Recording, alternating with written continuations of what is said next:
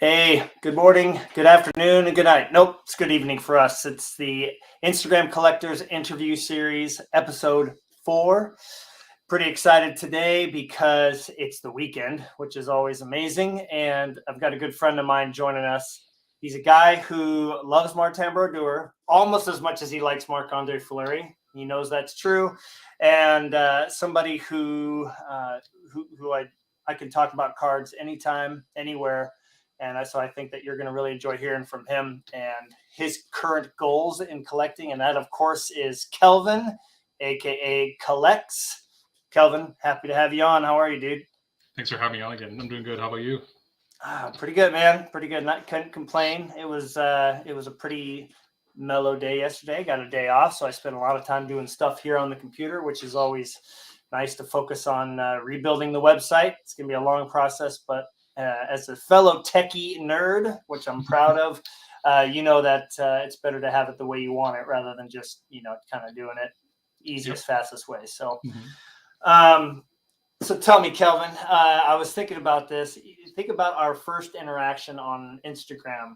I kind of remember it, but do you remember the first time we actually sat down and had a conversation? I think we were messaging back and forth for 2-3 hours about something. Do you remember what it was? I don't think so. My memory is so bad right now.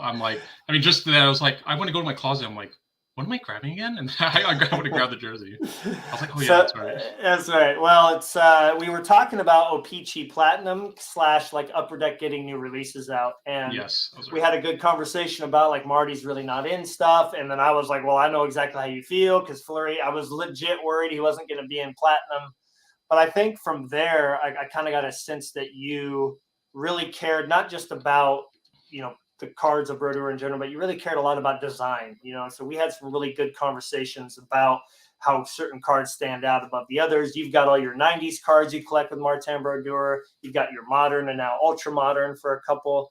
Now that you've been collecting Martin Brodeur for a little while, speaking of design, where do you see yourself now as compared to then, really focusing on? Are you really starting to move toward the 90s stuff, or do you like having a nice variety still? Well, I think I still like the variety, of course, because there's a lot of 90s stuff that I still really want. If I were to really laser focus on one section, I guess it would be the more modern era of his cards.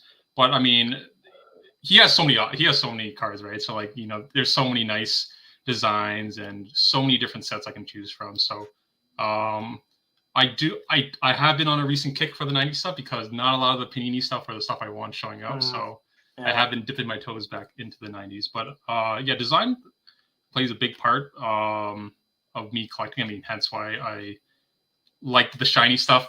Anything shiny with a great design, that just always lures me in. And then how that changed, when you told me that, and I was like, oh man, I really wish Marty was in O-Pee-Chee Platinum. But then now it's changed where it's thank goodness he's not there because I don't want to do another rainbow of that again.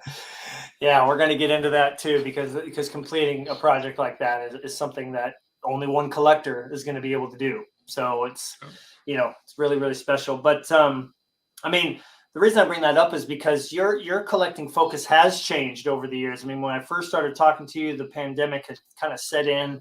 It was summer 2020, and we weren't sure if we were going to be getting releases on time or any releases at all. Mm-hmm. And I within a year, maybe less than a year, about 5-6 months at that point, I'd really dived into Fleury, and so I was really picking your brain for where should I focus in Panini? Where should I focus in ultra modern? And you brought up O-Pee-Chee Platinum, and then you brought up some other sets, and so you really kind of guided me towards those sets. But it's been interesting to see because moving forward now, we're 2+ years later, almost 3 years later, you're not collecting the same way you were back then. What can you explain to us? Where's the biggest change in your collection been? How has that happened, and how does it look now? Well, there was a lot of changes. I didn't really have a focus. I did always have a focus, but the cards are, of course, they don't always show up. So I'd be like, okay, anything I like of Brodeur, I'm just gonna grab. And I think that was the case. Even before I got back into that. I think that was always the case. There's stuff I really wanted, but then any of the new shiny stuff that came on, like, ooh, I kind of want this, or like, oh, I haven't seen this in a while. Oh, I kind of want that. So Yeah. that was kind of the mindset I had before. And then now it's changed a bit where I'm like, do I really need it? Can I live without it? Do I want to pay for this? Because it's not only one thing. Like, we can use, for example, like my goals were very generic. Like, I want most of the Pacific cards, that he has. Mm-hmm. But then if you were to compartmentalize all that, yeah, and then section off, it's like, okay, I got to do a rainbow of, like, I got to get the copper, the emerald, the red, all that, the ice blues, and it's just not feasible, right? That's like hundreds of rainbows. I'll still pick them up if I see them at a show. Maybe if it's cheap, I just happen to, see one. I'm like, oh, maybe I'll grab it, but it's not the primary goal or the focus now. Right. And that's that. What you mentioned there about, do I really need this? I feel like some collectors can do that a lot easier than others, but it all comes down to specific focus. Yeah. I mean, I think obviously it's not reasonable for someone who collects Marc-Andre Fleury or Connor McDavid or Draisaitl, even like mid-tier to high-tier guys, to really have that mentality of, I want to get as many as I can. Even I have to at some point be like, sticker auto, nope.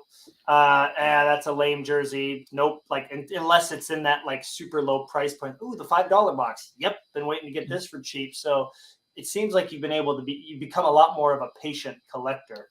But I think the biggest thing that I've noticed about you is, and people could learn from you, is how to buy cards, to build, to trade for like the big cards that you want.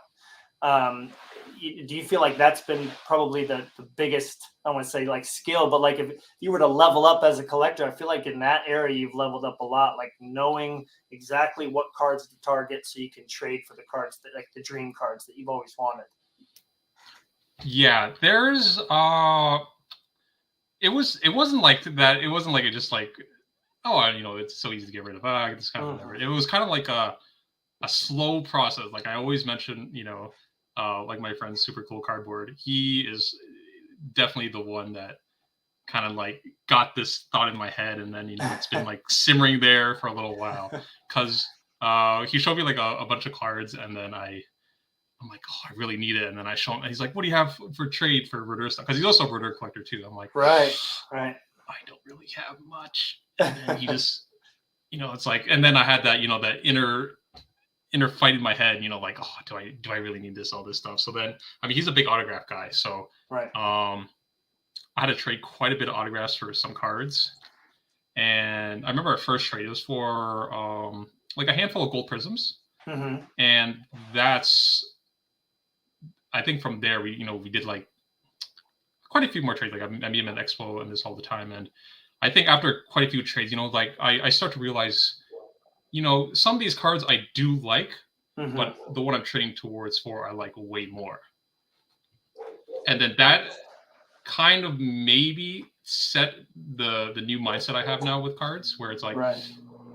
I don't really need like a handful of autos. I mean, I'm down to like 5 now. Yeah. Maybe not. What were you at that point before all the trading? How many did you have? I have no idea. I cycle 50, through like a lot of times 70? I would. Maybe not quite 50. I don't remember. Maybe like between like 30 to 40. Maybe, okay, gotcha. On there, but then at some point it was like I knew he had certain cards, so I'm like, anything I buy, it's just like I'm a revolving door. It goes to me and out the other way to him. I mean, that right there, though, I mean, that makes me curious. I mean, how did you determine what can come and go? Because like for me, I know that's, unless it's a duplicate, it's not going anywhere. Yeah. Like I've already set that precedent, so it can't happen. Mm-hmm. But how did you open up the floodgates? Because I feel like that as a collector, as a passionate collector, because I know you are. I mean, we've sat and just talked about, look how cool this looks. Look how cool this looks.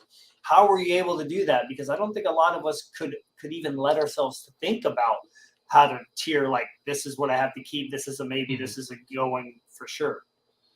I think there's a couple of things. I think one would be like, if part of the reason, but like it'll be like if I'm able to get this down the road, if it's like a card I really wanted to keep, but then I'm like, it was like kind of like a borderline card, like not really for sale, but I'm kind of open to giving it away. Right. So like for those one, like if I'm able to get it back, or it's kind of like cards. I didn't really think about this, but I mean, I thought about recently, like some cards, I think I've had it for long enough where I'm okay to move on from it. Interesting.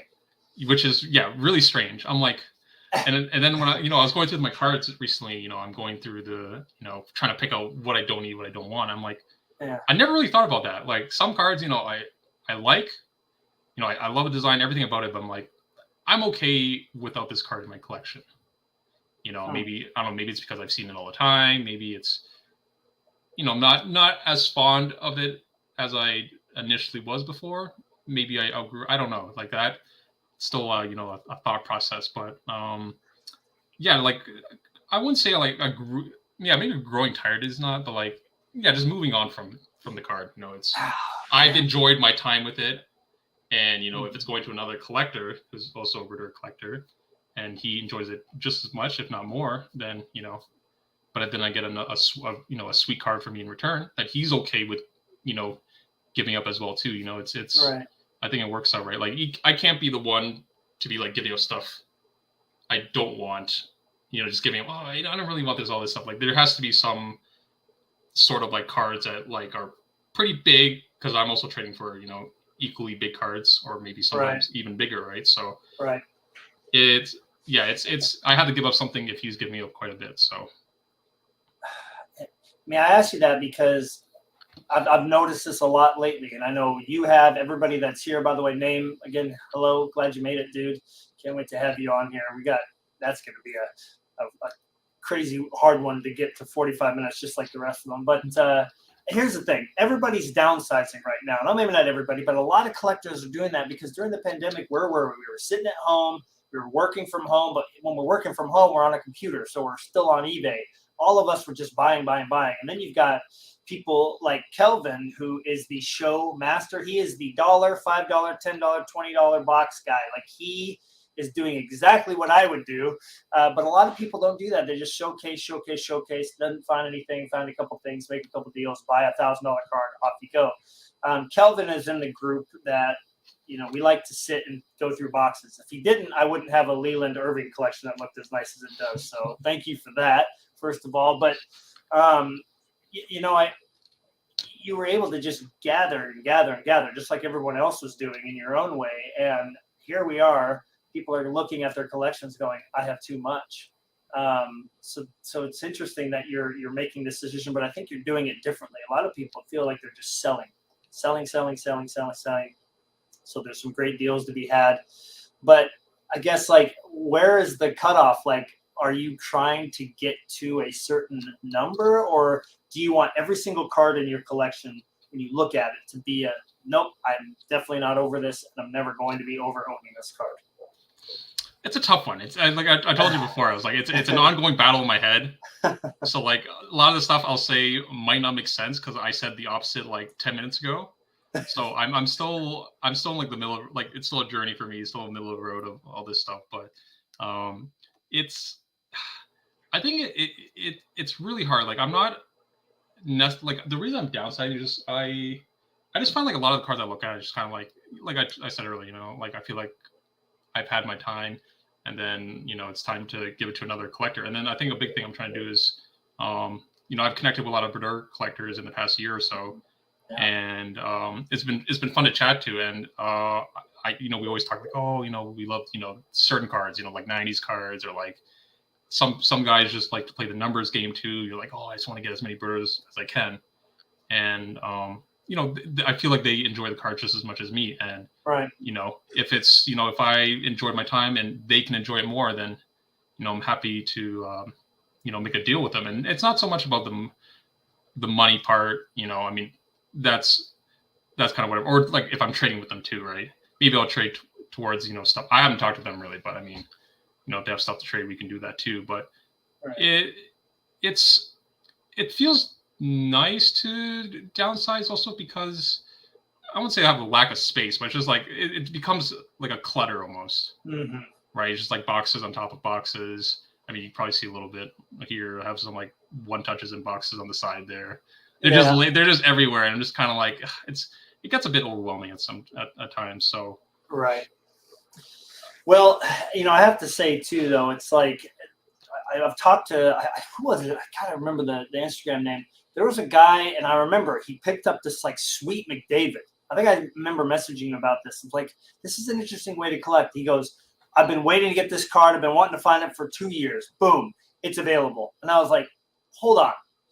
This I don't understand this. This is like a complete opposite side. But instead of being like, why would you do that, you idiot? Like, it's more like, hey, I'm curious. Like, what's the goal here? He goes, I am trying to get to card A. This is the ultimate goal. But I love trading so much to get to that goal that I just keep it going, keep it going. And when I get to that goal, then I'll sell that card and just work. I feel like the process of trading with people, that's got to become addicting in some way, or at least like the feeling you get from trading with people, especially within bravura collectors. It's like these cards must just be changing hands and changing hands. So it's almost like you're temporarily holding on to cards. I mean, do you feel like you're headed down that path, or are you going to get to like 30, 40, 50 cards? It's like, well, time to start, spending money instead of trading for these. I don't think I would ever go that route. Like it's kind of like addicted to trading. It's more, I mean, for me to trade with other rotor guys, it's kind of like, at least right now, like what my idea in my head is like, I have like a set of cards. Maybe I'll show them, oh, this is available and stuff. And then, if they told me, oh, I'm interested in this, I like this card a lot, all this stuff, then, I would trade it to them. But, just a couple, man. Dave was the first that I met. Got to give Dave a shout out, man. I could give him a shout out too. He's actually I remember when I got back into side story. I got back into collecting, and I'm like, and then I go to the forums. I'm like, where is everyone congregating to? Like the forums are like super dead. And then I'm like, are they on like Instagram or something? And then I look up the hashtag like Martin Murder, and I see a Dave post, and he had some like sick cards. I'm like, man, this is where everyone goes. And I'm like, all right, I guess I'll make an account here. So shout out to Dave for getting me started on Instagram. If Dave ever downsizes his collection, there's going to be like a mass gathering outside of his house to get some of his cards. People are going to go crazy. Don't do that, Dave. I like all the stuff. I would love to see the closet of cards one day, because he's got all those sick like figurines. And anyway, so it's not about the trading. You're telling me it's more about just like kind of narrowing as best you can, right? Yeah, I just feel like it's just some of these cards. Maybe I like sometimes I'm just like, I forget I have this card, or like when I see the card, I'm like, oh I forgot I have it. I'm like, I mean, if I went this long like forgetting about it and not even thinking about that card, I'm like, do I really need it? Do I still like it as much as I used to? Obviously that's an ongoing. Like I still love the card. Do I really need it? It's tough. Right, it's really tough. I like not every day, but like every other day, I'm just cycling through the cards. I'm like, God, is this the one that has to go? And it's tough. Like I've traded like the cards I've traded. Like it felt tough at the time, but like as time goes on, I'm like, it's okay. I had my moment with that card. That's just crazy to think. It's a crazy thought. I would never think I would have that thought ever. I just want to tell everybody, last time Kelvin and I were on camera talking, I can't even remember. I think we were, you, me, and Logan were just hanging out and, shooting the what. And at the end, you go, all right, here, for instance, Matt, here's this box of maybes. And I'm like, all right, here we go. Because I'm thinking to myself, if any crossover with Fleury come up, I'm going to be disappointed, first of all. And if it's like a major one, I'll be like, are you kidding me? And you started pulling out some cards. I'm like, all right, I get that. And like a Pacific Revolution Shadow. I'm like, no, because like those just carry from collecting Aaron, right? They were so hard to get that. But it's really interesting to compare the mindsets here. All right, let's see some cards, because I want people to kind of get an idea here. Like, can you show a few examples of cards that will never ever get to I've had my time with them, time to move on? Like, show a few that you're like that are immovable, we'll call them. Immovable, sure. Yeah, Because So, I want people to kind of get an idea, because when I first met you, most of these cards I don't think you had. So you've really worked your way to the majority of what we're going to see here. Yes, I think a lot of that I did trade for. Well, I think the big immovable ones is the Fleer retro stuff. Oh yeah. So I just can't see myself getting rid of it. So like the PMG, like the Rainbow, the Jambalaya, I can't see myself moving that. I mean, I had this one for a while. If you ever think about moving that, I will come tell you to stop with everybody else. Yeah. What else does he have here? Oh yeah, Legacy, and then the two credentials. There's got to be one more from that run. That's it's over here. It's over okay. Here. Oh yes. This one. The 101. Okay, so we've got the Fleer. Where's the sticker autos at? Are those coming anytime soon? Actually, I have only one sticker card in my collection. Yeah. This is a borderline card. I mean, there's a lot of nostalgia involved with this. It's the certified. Yeah, that's still really nice though, dude. Yeah, but yeah, I think that's another one where I'm having conversation with myself. Like, obviously, collecting is rooted with nostalgia, right? You know, collecting a certain time period because it was good. You had a good memory there. It's different for everyone. People like 90s, 2000s, early Cup. Everyone has, or even later, like 80s, 70s, like vintage and all that. So like everyone has, their nostalgia in card collecting. Oh yeah. And then, for me, I'm like thinking like, okay, I did collect in the early 2000s as a kid. I think 2000 to 2003 and 4, I think around that era. I mean, I was a kid, just buying like random packs. I mean, it didn't really do much. Going to binder, that's it. But then getting back into it in like 2010, my senior year of high school, and I just fell in love with it for like the 5 years in a row before I took a break. Okay. And when I came back in 2020, that's the era I enjoyed a lot. So I think that was my initial focus. But then now when I keep thinking about nostalgia, I'm like, just because it's in that time frame, do I really need it? Like there's a lot. There's that's another one. I'm like, this is an interesting conversation I'm having with myself. Yeah, tough decision. Yeah, it's a tough one, but well, can we kind of do like a just off the cuff? Give me like your top 3, targets then. So like, where is priority number 1? Is it Panini? Is it Pacific? Is it National Treasures? Is it like, obviously we all know shiny cards are going to trump everything, right? Like rare out of 10, out of 15, out of 50 or less, shiny, refractors, all that. But like, what else is in the always going to be looking for tier up there? I mean, with the autos, there's only a handful of autos. I mean, I maybe shared it to you a while ago, but there's only like a handful of autos I really like. Mm-hmm. I mean, he has like probably thousands of autos out there, right? Yeah, he does. I gotta compress the list a little bit. So I think I might try to prioritize it. I kind of want the 2008-9 Cup emblems of endorsement, where he inscribes 552 wins. It's pretty sick. That's a sick one. Yeah. But we'll see. I think that's one of the top 3 autos probably I really want. I think the second one, Buried Treasure auto.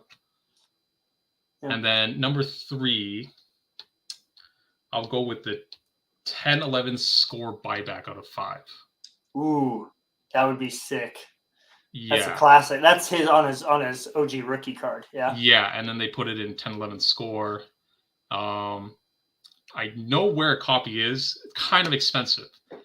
I'm like, what's kind of expensive? Like $2,000? Kind of expensive, or I think close to it. Maybe a little bit less than that. A little bit less than that. I'm like, okay. And then tell myself, I'm like, do I need this glorified rookie auto?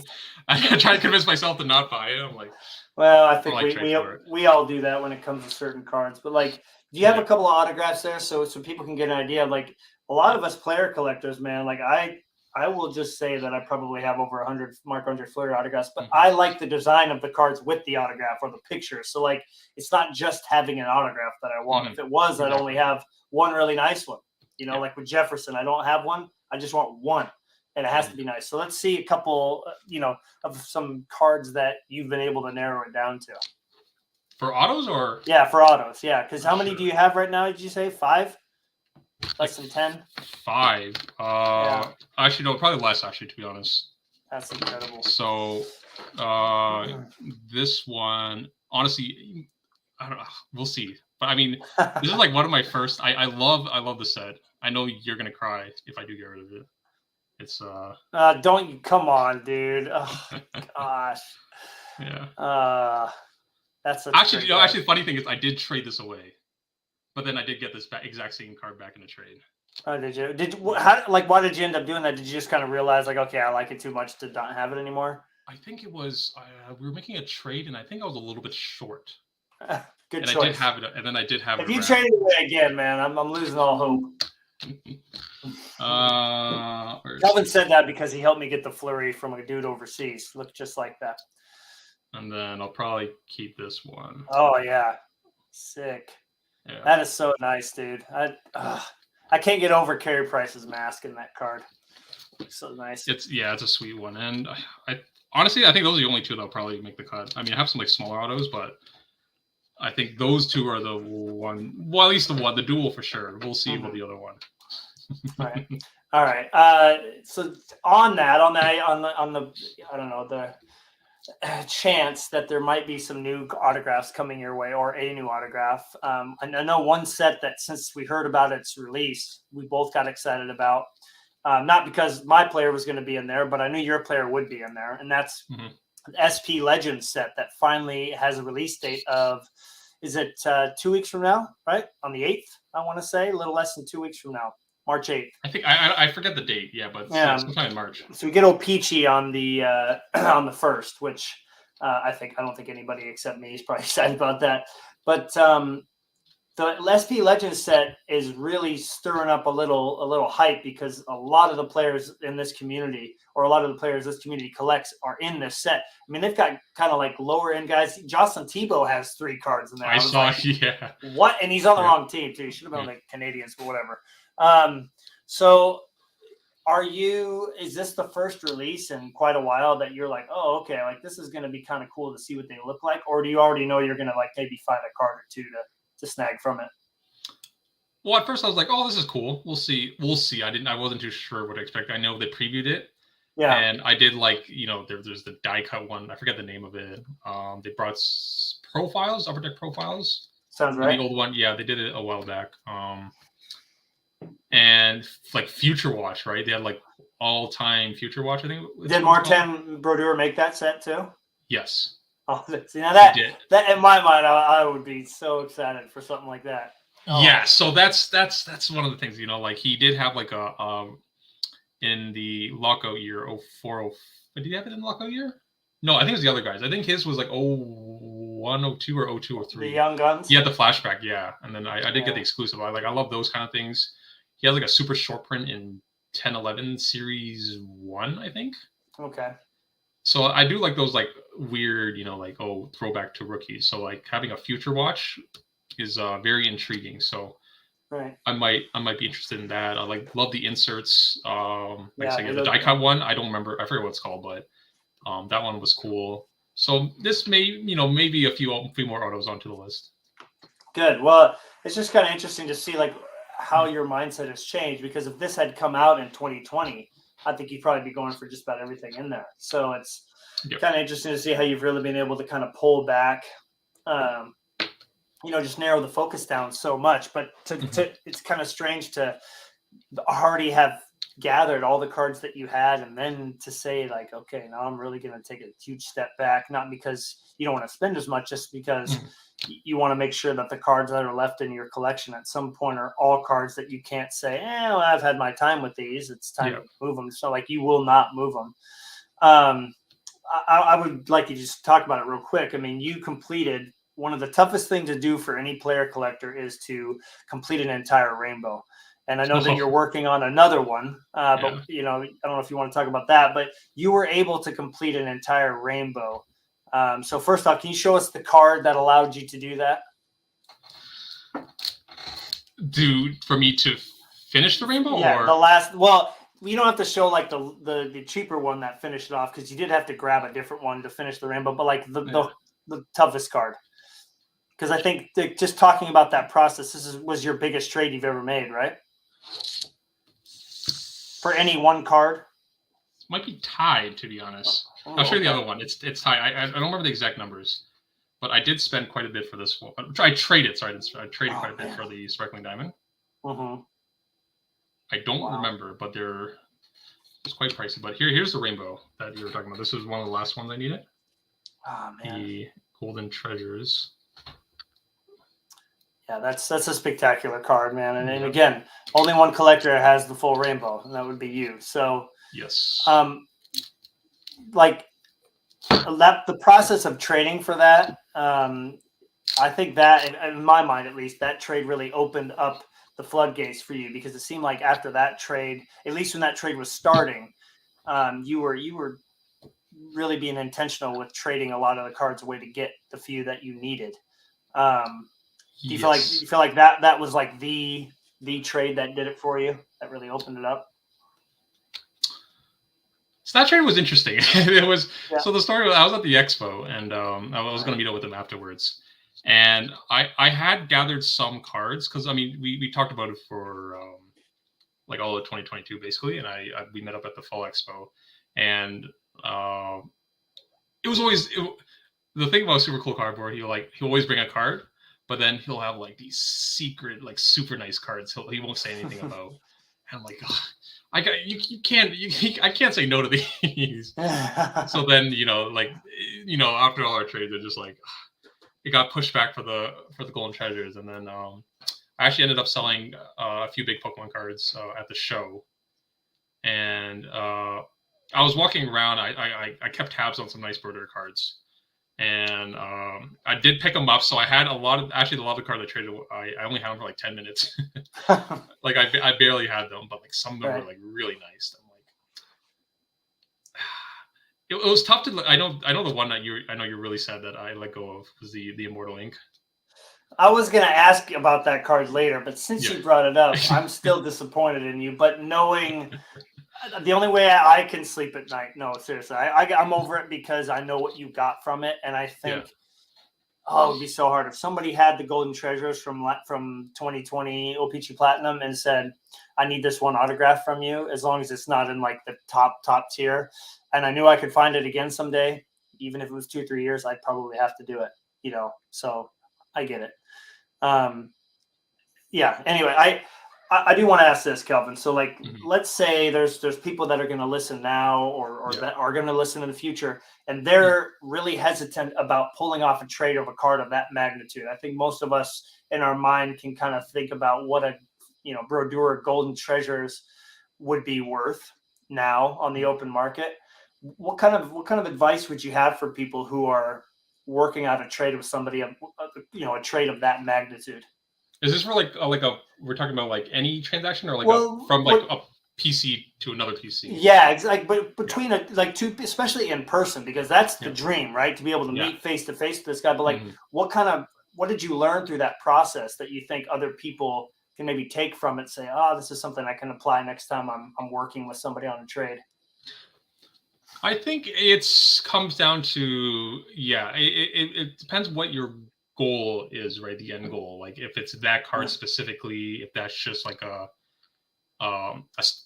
stepping stone for the card, maybe someone that wants that card, so then you go through a couple of steps, you trade for that card, you use that card and trade with another guy, and then ultimately maybe your goal is a card that a third collector has, right? So it depends where it is, but I would say the hardest part of trading your own collection away is maybe detaching yourself from the card. I think that was pretty hard. Like it took me, it wasn't easy for the first trade. Like it did take like maybe a couple weeks, maybe a month for me to get used to that idea of like trading away a Brodeur card. Like before then, that was like, that was sacrilege. Like, no, not everything I get just stays. This is in its forever home. But you realize I can't have every Brodeur card. You narrow down. You just shift the goalpost a little bit, right? Obviously my goal is, I need every Brodeur card. Then you narrow down, like, okay, maybe these specific cards. So then I'm just doing another shift again. Mhm. So I think important thing is what you got to focus on what the end goal is if you're trading, right? What Mhm. are you going for the dream card? This is a stepping stone to trade to another person. Like it, it's tough to say, but I think ultimately it's are you okay with trading the card you're giving away as well too? I think those are some questions you should ask yourself. And there's no end all be all answer for this. It just depends. You as a collector, what do you value at that point in a trade? Right. Well, I'm curious too. I think anybody that's ever interacted with you, either in person on here, or just messaging on Instagram, we kind of know what your character is all about. You're a pretty stand-up guy. You look for cards for people. I mean, that says a lot already. But you know, what about if somebody says, hey, they talk about trading with you in Messenger, but they've never met you. Like when you were actually in person with these people and trading, were you consciously thinking about you know not being too excited, or just kind of being patient and kind of letting the things happen and not pressing the issue? Do you feel like that kind of helped a little bit, or did you already know Super Cool Cardboard enough that you guys just had a good vibe going? Uh, I met up. We've met up in the past two expos. So Okay. at the yeah. So we didn't meet up before. I traded with them through the mail. Like I think our first two trades, I think, Okay. were through the mail. So I didn't meet them yet, but like going to the expo, there was like I think a couple months prior to the spring one last year. One of the guys, that card collection. His name's Trevor. I always forget his handle, but He's he got a has lot of nice cards too. one of the most Oof. insane collections, and he's the one he invited me. He's like, "Oh yeah, we have a broader Facebook group. Do you want to join?" I'm like, "Yeah, sure, why not?" Connect with some of the guys, and so yeah, I did chat with them before meeting them, Okay. and it was cool just to see guys that collect the same players, but our Yeah. focuses were so different. So that was actually really really fun to do. So then now I'm kind of at a point where I like to help the other guys where it's like, oh, Trevor, for example, he likes to focus on all-star cards or Team Canada cards. So then, I shifted my focus where, I'll help him with those because, I do like some of them. I'm not going to target all of them. So, I'll pass some of those cards to him. We have a couple other guys. They're like 90s guys, autograph only guys, or like guys who like collects everything. So Yeah. it's pretty, yeah, it's pretty fun to connect with those guys. And I've only met with two of them. I think there's like 5 or 6 people in the group. Including the person who has almost the same name as you do. Yeah, that's too funny. Talk about a great way of showing appreciation for the way someone collects. But I think that's a really interesting thing to think about, because I'm pretty good friends with Chris, who's a Fleury collector, and I've had some great conversations with Kendall, who we've all discussed has the most extensive collection of Fleury that'll ever exist on the planet. But I definitely don't spend a lot of time talking with these other guys, and I think from a competitive standpoint, as a lot of us are, a lot of us have played sports. We all are competitive with ourselves, with other collectors, or not. It's really awesome to have such good communication amongst the community that all want to collect the same player, and that would really help you understand that you really cannot have everything, because Yes. secretly in our minds we want all the cool shiny stuff, and even I have to set limits. I have to be like, okay, these are every release I have like a card that I target, and then the rest, if I get, I get. If not, I'll just slowly kind of get them. And so that must have really helped, right? When you were able to like talk with everybody and see all their different focuses, and that must have really helped you realize, like, okay, this is where I'm gonna fit into this, mold of collectors. I think you're right. This is a new thought that you just put into my head. I think that is true, because I mean it's not like set in stone, but we do have kind of like an honor system, kind of, in a way. Right. We'll post listings that we see, and then we're like, oh, anyone interested? Or they're like, oh yeah, I really wanted. Like, okay, we'll pass for you. That's Stuff nice. like that. So yeah, there is an honor system there. Because I mean, unless it's like we both really really want the card, then we'll compete. But usually, someone yields because they might not pay as strong, or the price is a little off. So I think that part was really cool. But I think you're right. It's because of that. I have noticed that because of that, I can't, say I can't have it all. I'm not playing the numbers game, stuff like that. It kind of made me realize, it's time for me to, you know, maybe not create my own lane, but really, really shrink down what I really collect. Right. Well, that's an awesome experience that you were able to have. That, and I'm sure you're excited to Yeah. see him next time at the show. Al definitely brings up a good point. It Yes. Al Yes. and I are more from the same mold that we want to have as much as we can. In Yeah. essence, I think just because Yeah. I can find something to appreciate about every card. One thing I do want to say for everybody listening and everybody who is watching this on replay, Kelvin does have a secret passion for collecting a certain set every release every year, and that's artifacts. He froths at the mouth every time it comes out. And how are those rainbows coming along, Kelvin? So great that I I have zero. I lie. I have one card. Shout out to JJ if he's watching.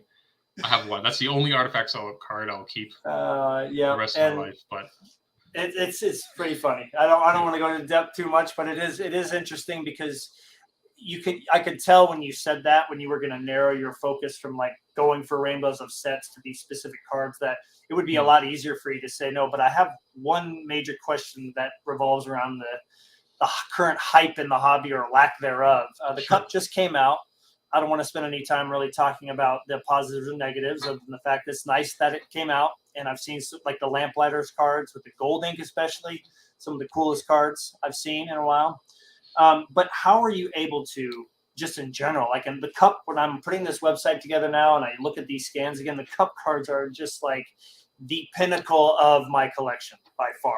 And how are you able to look at them and go, like there's an honorable numbers, there's a limited logo. You're able to just be like, nah, I want this more. Like, what is it? Because you can't have it because it's too expensive, or because of another reason? it's a very good question.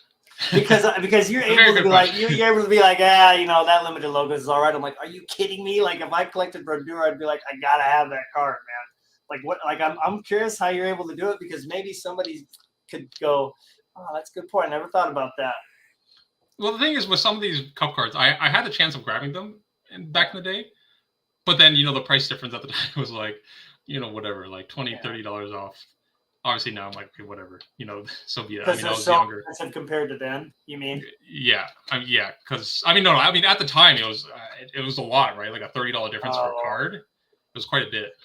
Or like that. I'm like, a lot of these. I mean, obviously, it's gone up since then, but I don't know. Maybe it's just because my collecting background. I was just, I started with Pokemon. I collected all the children's card games, Yu-Gi-Oh, Digimon, all that stuff. And autographs were, and even when I was collecting hockey when I was younger, autographs weren't a thing. Right. And I only discovered autographs when I got back in like 2010. Seeing at my local card store, seeing all these autos in them. So like that for me is kind of a newer thing for me technically. So although I do enjoy them, I'm not really dying for them. Although there may be a handful of them I would really want, but I don't need to have every patch auto. Even though if I like, there's some I like the design enough maybe, but yeah, I don't know. I know to you it's foreign. You're like, man, it's like the sickest. No, but what you said though, I never thought about the Pokemon origin thing because and even 90s, like I'm thinking in my head right now. I've talked about this before. Football, I've seen people do case breaks of football, and they get way more excited about the case hit Tom Brady, double eagle than they did the patch out a rookie. I'm like, yeah, because that's how it used to be with us, man. You pull a rare, like an Ionix holographics, 1 out of 1,500 packs, you are freaking out. And nowadays, people tend to freak out over the, NBA logo, man, 101, like stuff like that. Nothing wrong with that, but it's just so different and foreign. In Pokemon, there was no inserts. There were no case hits. There was, Charizard was a case hit, right? You get one per case back in way back in the day. You could get one per Master Blaster thing or whatever they were called. But like you get like a bunch of blasters within one big box, and or not, what were they called? Not blasters. There were booster boxes. Boosters. Thank you. Yeah. And so, I know coming from that, you have a shiny appreciation for the shiny cards and the ones that don't need autos to look amazing. That makes perfect sense, dude. I'm very intrigued to see how this new endeavor of yours is going to go, especially when you get to the expo here in a couple of months. Seeing if you're going to be able to say no to certain cards, or what you're going to do with those Bordeaux to maybe trade up for something else. So it's going to be fun to check in with you once you return from that. But yeah, cool. That was fun. Let's hop into the questionnaire. I hope you're ready. This is going to be tough, especially number 10. I know that's one that you're going to struggle with. But first question, Kelvin, off the Mr. Burrows questionnaire is what is your preferred, or what is the best type of card from Upper Deck right now? I'm have to go with, even though I don't collect them, I'm going with patch autos. I feel like maybe it's just because with NHL jerseys, there's just so many nice patches that are available to them. Right. I'm going to go with patch cards, patch or patch auto cards. I think those are the best ones to do. Do you still get a little excited when you see a Supreme patch of Brodeur? Are you able to say no to it? Yeah, I'm okay with saying no. I mean, I don't know the other guy, the other Brodeur collector is collecting a lot of them, so right. I'm okay with passing them. Especially if you know you can use it to maybe get something that you really need. So, all right. Name one card your collection needs.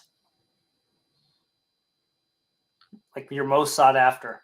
Oh, my most sought after would be 13-14 Black Finite Prism base. Okay. Yep. I hope that happens for you someday, because you've got some other ones that are just incredible. What is an account that I could pull up here? One that you always look forward to seeing a new post from on Instagram? Yeah, I'm gonna go with my friend Trevor. I think it's that card collection. I always forget his name. Yep, here it is right here. Yeah. What is it about his account that you enjoy so much? His Brodeur stuff is like kind of the opposite of mine. Like he does do a little bit of shiny, but he does the mems and autos, and he's also a weirdo that loves the blues. Look at that card. Ooh, doggy. Yeah, he loves his Team Canadas, he loves All-Stars and Team Canada are probably his biggest thing. So like seeing all this cool mem that he, acquired is like super cool. And it's from the same player that I collect too, so I love seeing that. Hey, there's my Artifacts Rainbow. That's where it went. Yeah, here it is, right here. Oh, yeah, right here. Yep, there it is. Look at that. Awesome. Yeah. Well, and it is. I agree. I mean, it is neat to see people who have kind of similar taste, but also different. And because he's got the PMG, but I mean, look at all the Supreme blockers. I just, if they weren't so expensive, I would buy as many as I could. They're sweet. This is your favorite card in his collection, right? Yeah, okay. I love. What the? That can't be for keeping. It's not mine. Yeah, it's not mine. I'm just holding on to it. All right. What card? I know what card I miss the most that you own, but what card do you personally miss the most that you've traded? Oh, that's a great question. I can only pick one. Yep. I'm gonna cheat. I'm gonna pick two. I'm gonna go with the Immortalized Ink. I know the one you love. And then, although I didn't have it for that long, but I kind of wish I kept it for a little longer. It was like an ultimate. I don't remember the set name. It was an ultimate patch out of 5, and it has patch auto, and it has the CCM logo on it. Just the one. I think the first C on it from CCM. I know which one that is from Dominion. No. Not that one. Patch. No. I only had this one for like 10 minutes. Oh, okay. Yeah. It was a sweet. I saw it. I was like, man, this is such a sweet card. It has, great design, perfectly centered patch, and then great autograph. But I got the golden treasures out of it. So yeah, well, then it's. I do want to. Me too, name. Me too, man. And you know what? I think if Kelvin had 5 times the money that he has, and all of us did, he'd probably still do a rainbow every now and then. I feel like he would, but we are limited with what we have, and so you got to make those tough choices. I know Dave brings up a good point. Again, there's so many choices with Martin Brodeur. You're right. You can pick one of 5 or 6 or 7 avenues and have an amazing collection. So it's not like you're stuck in having to do it all. Exactly. Yeah. Like Dave, because Dave's within his own set parameters too. I think he's up to 304. I think his is. Okay. So yeah, it's very cool to see, like, all these birder collectors, everyone has their own parameters, their own collecting style, and it's super cool to see. And then I think his is great too because he has a set focus within these years. And he also avoids a lot of the high end stuff, which is probably better for as well. I can't imagine if you had to dip into the cup, and that would probably. Oh man, yeah. The cup is again. You remember me saying I went after it hard a couple of years ago because I knew it was going to get more expensive and harder to find. All right. What would be a piece of advice you would give to a young collector coming into the hobby right now? I think the important thing is you make sure what you're collecting is what you like. Ultimately, like I think it's important to make mistakes in the hobby because that's where you really learn from, right? There's if you follow the hype, like get these young guns, get these future watches, get these certain prospects and all this stuff. That's fine. You enjoyed it at the time, but I think ultimately, if it's maybe you learn, years later, like, these are my things, they're everywhere, or, I was just kind of there for the hype and all that stuff. So I think ultimately you want to collect, it's very cliche, you collect what you actually like. Cause, like, for example, for me, I collected like the birder stuff. And then, as years passed on, I still like a lot of those, like, I still like the gold prisms, the PMGs and all this stuff. So, I think it's important thing is make sure you collect what you like. It's okay to follow the hype and it's okay to make mistakes. That's all right. So everyone gets caught in there, right? And that's where you learn and where you grow from. Awesome. I was going to have a follow-up question, but you explained it already, like kind of a couple of mistakes that you made that you then learned from. So great piece of advice. What's your biggest pet peeve in the hobby?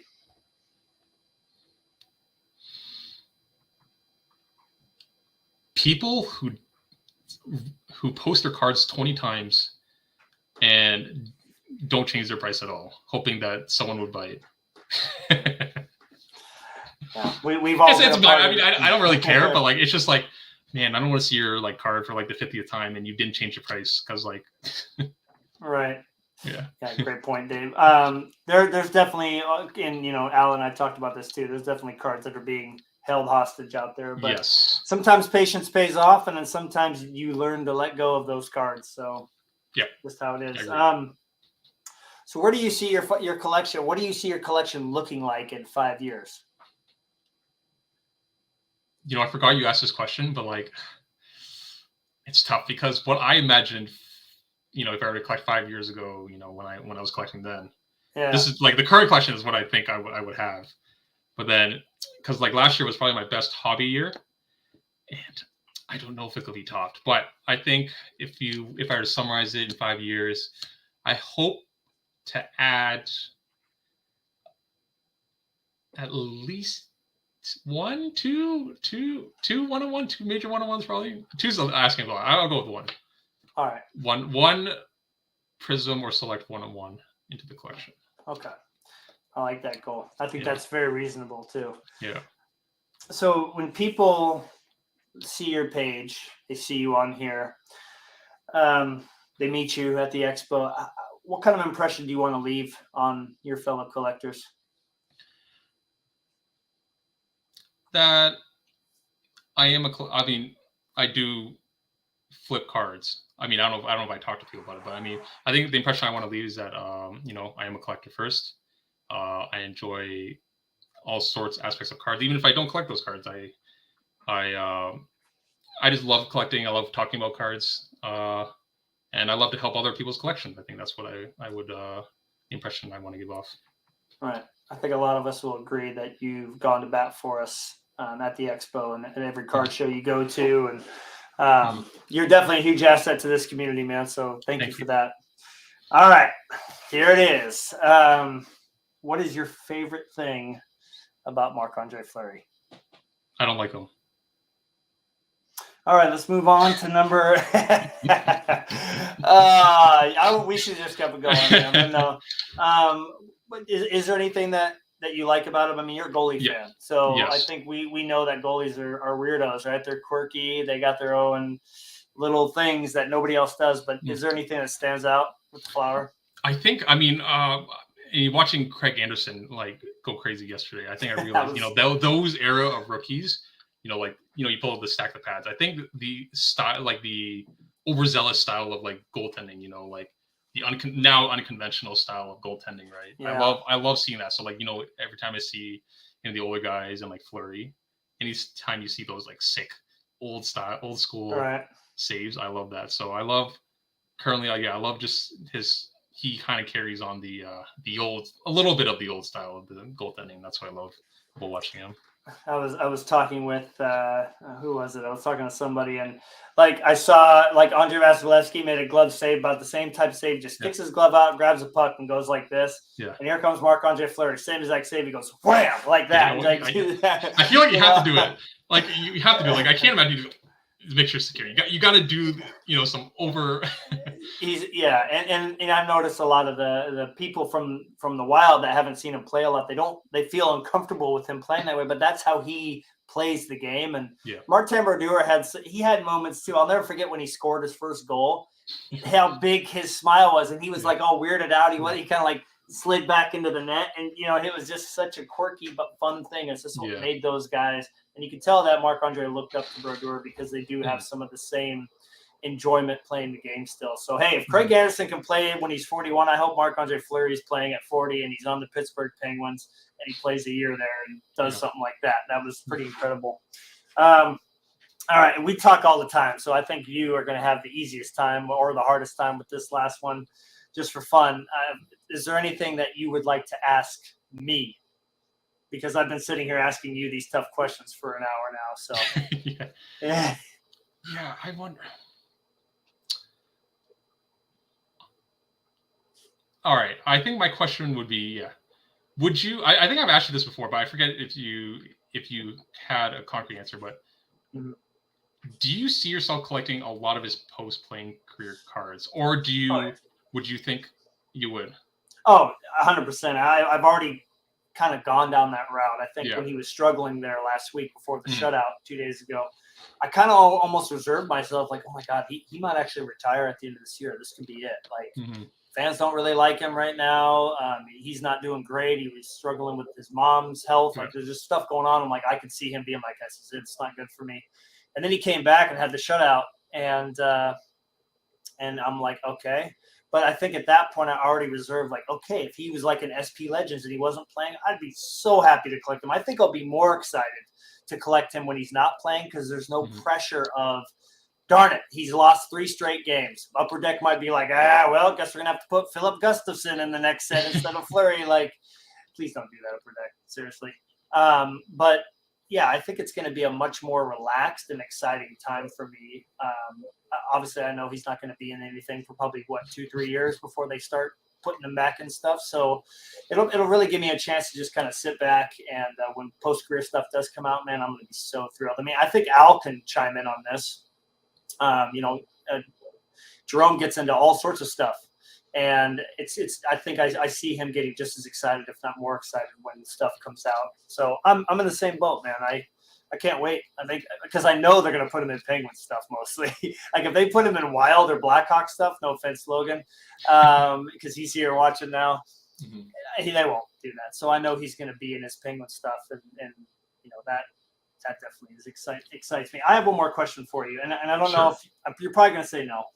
But I've really been digging into as I've had to rebuild this website on Weebly now, not Wix.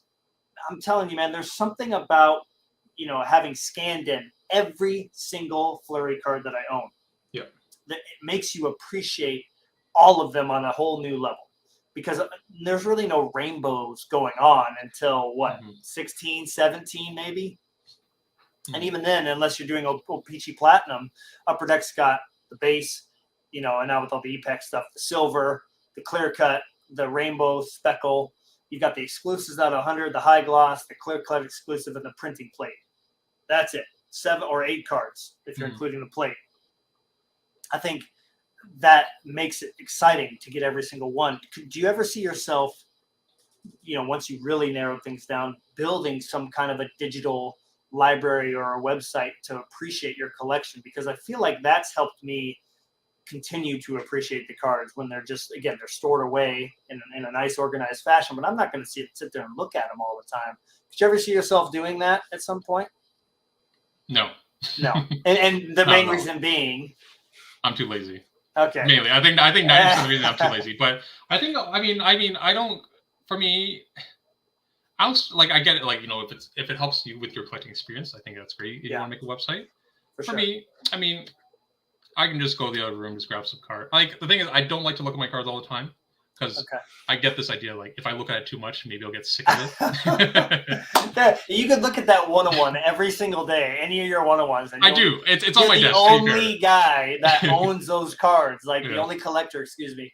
Nobody else is going to go, yeah, I love this 101. You're the only one that has them. So, like, Yeah. I think that's not going to happen. I love that now that you started letting cards go, you're like stuck in this like mentality of like I might like hate my cards after no matter what card it is. I mean, That's I don't hate my. I mean, actually, there might be a Right. 101. I mean, it's not on the chopping block, but I mean, if someone else is interested in it, I'll be okay, and they want to. I mean, I'll show it to you. I love this card actually a lot. What? Jeez. The I would love the flurry of that. Rosewood, I think the 101's called. That was, I think it's Rosewood. I mean, I love the green. I know that you bought that knowing you're going to trade it for something else because that does not look like a card that sits in your collection. I already know this. No, I mean, I bought it because I mean, it's 1 of 1, and then I saw it at the expo. It was like tucked into like this guy's case. He had like a pile of like Brodeur stuff. And I'm like, okay, take a look at that pile, and then it's like you like look under it, and like you obviously see like the cup patch. I was like, okay, this is sweet, and then you see the 1 of 1. I'm like, it was like hiding at the bottom. I'm like, I mean, I had to get it at that point, right? There's no way I can say no to that. That's going to definitely, I mean, and that's the thinking further ahead. I don't buy Marc-Andre Fleury cards going, this will help me trade for something. But if a card of the caliber that you're still looking for comes up, that is definitely one of your biggest pieces to try to get it, right? Al made a couple great comments here before we wrap it up. Yes, I definitely know as long as Upper Deck keeps making cards, he's going to make it in there for sure at some point. I'm just hoping for some cool cups because I've seen Curtis Joseph and Brodeur and Grant Fuhrer. They've had these amazing post-career cup cards. I'm just like salivating at the idea of that. No offense to Minnesota and their fans and their team. I like it, but no, I'm ready for him to be in other stuff. And then, Kelvin, maybe I should scan all your cards for you, and then you could have a website, and then you have no choice. Be like, oh yeah, look at how nice this looks.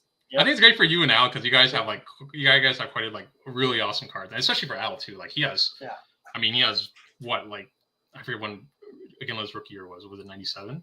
Yeah, like his rookie year card, yeah. So, but I mean, like his other stuff, his bossy cards and like the stuff he was showing, I was like, oh my gosh! Like people shout out to Al's Weebly. Like if you ever want to look at nice cards, like I every time I see an Iginla card, I'm like, I play this game. I'm like, I wonder if Al has it because I mean I make sure I don't send him a double. Yeah. And there's so many times where I'm like, darn it, he has it. I was like, it's on a 15 or out of 10. I'm like, oh man, there's no way you would have it. But I helped him out once. I remember it was.